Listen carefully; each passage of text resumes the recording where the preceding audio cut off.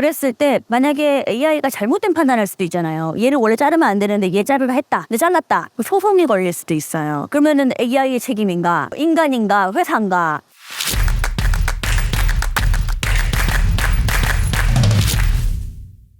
오늘 이야기는 인공지능이 해고할 사람을 뽑는다. 실제 그 얘기가 있었어요. 이제 구글에서 올해 1월에 12,000명의 사람을 잘랐어요. 완전 대규모로 했는데 여기서 AI가 해고 대상자를 선별한 것 같다. 그래서 이제 그 얘기가 나온 이유가 대규모로 감원한다라고 했는데 너무 단위 시간에 자를 사람들이 골라진 거예요. 그러니까 이거를 사람이 하기에 너무 빡센데? 약간 이거 있잖아요. 최근에 혹시 그거 알아요? 그 현대자동차에서 생산직 근로자 400명을 뽑는데 한 10만 명 넘게 지원했다. 아 맞아요. 그냥 뭐 되면 일단 되면 안 땡큐. 되면 뭐 어쩔 수 없고. 근데 서류 발표가 났단 말이죠. 그중에 400명을 추려내기 위해서 서류 심사를 한다. 사람이 하기엔 너무... 그래서 아마 AI가 했을 거라는 추정이 되는데 마찬가지로 원래는 우리가 AI 하면은 이제는 사람의 채용, 서류 때 걸러주고 뭐 이런 쪽만 하는 줄 알았는데 이제는 해고, 누구누구를 날릴까 이런 것들을 선별해준다 해서 이게 이슈가 있었는데 미국의 인사 담당자를 조사를 해봤더니 98%는 AI 활용하면 좋을 것 같다. 왜냐면 일단 AI가 평가를 하면 우리의 주관이 안 들어가니까 조금 객관적이지 않을까? 뭐 이런 생각을 한대요. 그래서 이게 실제 AI가 활용이 될까? 아마존에서 활용하고 있다라고 해요. 아 이미 벌써 활용을 하고 있는. 왜냐면 예를 들면 아마존 같은 경우에는 물류센터 아니면 배송하시는 분들 보면은 이거 있잖아요. 물류센터는 수치화가 돼요. 예를 들어 1시간 동안 이게 택배가 이렇게 돌아갈 때 몇 번의 포장을 했는가, 상품 몇 개를 스캔했는가, 그러면 하루 생산성이 나오잖아요. 근데 보통은 한 30개씩 하는데 쟤는 5개밖에 안 했네? 그러면 너는 생산성이 뭔가 문제 있다. 그럼 이제 걸러주는 거예요. 기계적으로. 배송도 마찬가지로 만약에 이렇게 되면은 보통은 어느 지역에 사람들이 배송 나가면 평균적으로 몇 번 하는데 얘는 월등히 떨어진다. 그 이제 아웃. 자동화 프로그램이 있으니까 미리 필터를 걸어서 예를 들어 스캔은 하루에 막 25회 이상은 해야 돼. 뭐 이런 걸 하는데 안 되면 나가. 그래서 아마존이 그 얘기를 하는 거예요. 우리 이거 도입했어라고 인정하진 않았지만 그래도 최종적으로 관리자가 해거나 이런 부분은 동일해야 돼 하는 걸 봐서 돈 쓰고 있다. 아 그러니까 뭐 그냥 뭐 조언 정도는 계속 그치. 있다. 예. 왜냐면 최종적으로는 관리자가 해보인 동의해야 돼라는 건 AI 리포트를 보고 관리자가 오케이 얘 맞는 것 같아 결정해줘야 된다는 거니까 동의는 하고 있다. 근데 메타도 마찬가지로 작년에 대량 해고가 있었을 때 분명히 걸렀을 것이다. 예를 들면 그런 거 있잖아요. 이제 워낙 고도화로 발달된 곳에는 IT가 되게 이만큼 고도화돼 있잖아요. 그럼 이 사람이 위에 소프트웨어를 하루에 몇 시간 썼는가, 출퇴근 스캔 몇 번 했고 중간에 몇 번 나가서 땡땡이 쳤는가, 뭐 이런 거 있잖아요. 그리고 뭐 채팅 기록, 메일은 얼마나 적극적으로 상담했는가. 그러니까 이 업무에 그런 수치화할 수 있는 너무 많은 그 IT 기술이 접목될 수 있는 거죠. 그래서 메타 같은 경우에도 대량 해고 때 썼을 것이다. 거의 이제 인정. 근데 우리나라에서는 이미 채용에는 많이 도입하고 있고 예를 들어서 아까 얘기했지만 서류 전형할 때 그런 거 있잖아요. 우리 회사는 어떤 인재였으면 좋겠어 하면은 서류를 내면은 걸러줘요. 그래서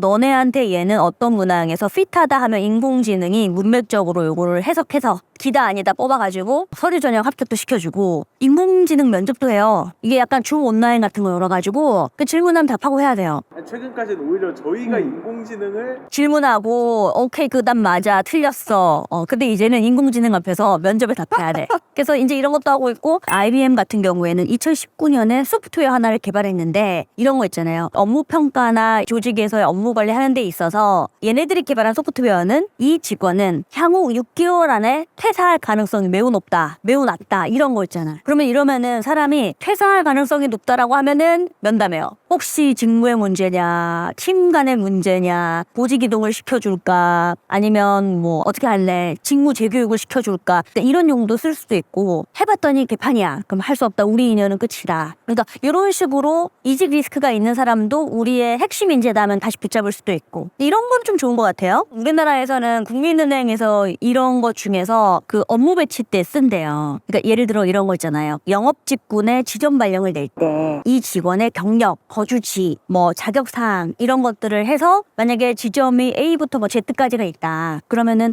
이쪽 지점은 지금 필요한 인력이 어떤 자격을 갖고 있고 얼만큼 거리에 살며 이런 사람이 필요해 하면은 걸러주고 이 사람을 업무 배치하면 됩니다. 이렇게 뽑아준다는 거죠. 그 약간 합리적일 것 같긴 해요. 그리고 예를 들어서 뭐 지금 이게 이 정도 기능까지 있는지 모르겠는데 예를 들어서 만약에 내가 서울에 산다. 근데 저는 삼성동, 청담동, 역사비 요쪽까지는 내가 직장 생활 할 수 있겠다. 만약 이런 결정하면은 나의 위시리스트 쓰고 AI가 업무 배치 쓰고 해서 이거 매칭되는 걸 골라준다 하면은 그래도 1지방, 2지방, 3지방 뭐 해서 원하는 데 갈 수 있지도 않을까. 어쨌든 그래서 이제 이거를 우리가 마케터 관점에서 좀 본다면 첫 번째는 근데 이제 이렇게 AI가 채용의 문제, 인사관리, 업무관리, 심지어 사람을 누구를 자르고 누구를 살릴까 이런 해고 문제까지 관여하게 됐을 때 가장 큰 문제는 편향성. 이게 뭐냐면 AI가 어차피 학습을 하는 거잖아요. 그러면 편향된 학습을 할 수가 있다. 예를 들어 이런 거 있잖아요. 어떤 전통적인 건설 회사다. 근데 이 회사는 지난 30년간 남직원을 채용한 확률이 한 80%, 여자는 20%다. 근데 이게 꾸준히 그렇게 유지가 되어 왔다? 그러면은 AI가 학습할 때는 그냥 이제 그 업무 직군의 특성상 남성이 많이 뽑아진 건데 남성 능력이 더 뛰어난가? 라고 해서 그 회사의 사람을 뽑을 때 여자한테 가점을 안 줄 수 있다는 거죠. 여기 데이터가 워낙 적으니까 상대적으로 남자를 선호하나? 라고 해서 잘못된 약간 편협된 그런 학습을 할 수가 있다. 이거는 그래서 학습이 왜곡될 수 있다는 문제는 있을 것 같아요. 그리고 두 번째는 이런 거 있잖아요. 이제 AI가 판단하는 문제는 우리는 인사 담당자가 과정을 보잖아요. 문맥상 이런 어려운 게 있었구나. 왜 이렇게 개인사가 있었구나. 충분히 이해한다. 기계는 성과 저조함. 이번 달 매출 뭐 마이너스 50% 하면은 얘 지금 성과 하위자야. 이러면 이제 평가할 때도 결과로서만 판단하게 되니까 사람들이 이제 되게 그런 거 이제 딱딱하게 너무 결과에 우선주의가 되면 동기부여나 이런 것보다 이번 달 마감 쳐가지고 그것만 넘기자. 그럼 그 이상을 하지 않아. 오히려 잠재된 능력을 해칠 수가 있다. 네. 왜냐면 내가 110까지 하면 성과 우수자가 되는데 굳이 한 150까지 할 필요가 없는 거죠. 남은 거는 남겨서 다음 달에 해버리는 거죠. 그리고 이런 것도 있죠. 인사 담당자가 AI한테 맡긴다. 그랬을 때 만약에 AI가 잘못된 판단할 수도 있잖아요. 얘를 원래 자르면 안 되는데 얘 자르려 했다. 근데 잘랐다. 그러면 나 책임 없어. 난 AI가 이게 써준 대로 그냥 판단했고 이게 객관적이라 한 거야 하면은 약간 이게 책임 떠넘기게 되지 않는가. 거기 인사팀장 왜 있나 이런 생각. 그리고 앞서도 편향된 학습을 얘기했는데 이런 거 있잖아요. 만약에 AI가 이런 인사관리에 대한 부분을 인종, 성별, 나이 이런 거에 차별한 결과를 도출해서 그대로 인사 액션을 취했다. 소송이 걸릴 수도 있어요. 그러면은 AI의 책임인가 인간인가 회사인가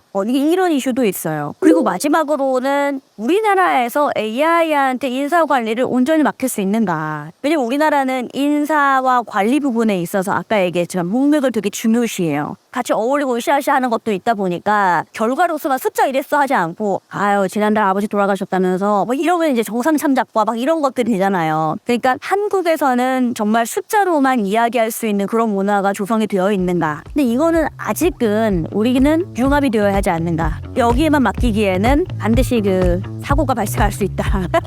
아무튼 우리는 이제 다면적으로 이렇게 해석하고 AI가 이제 부조적으로 사용이 되면은 괜찮다. 이렇게 생각합니다. 데이터로 말한다 퍼포먼스 마케팅. 벌써 2세 인수에 들어갔습니다. 마케터라면 무조건 읽어야 되는 필독서. 요 책 지금 구매 링크 참고해보세요.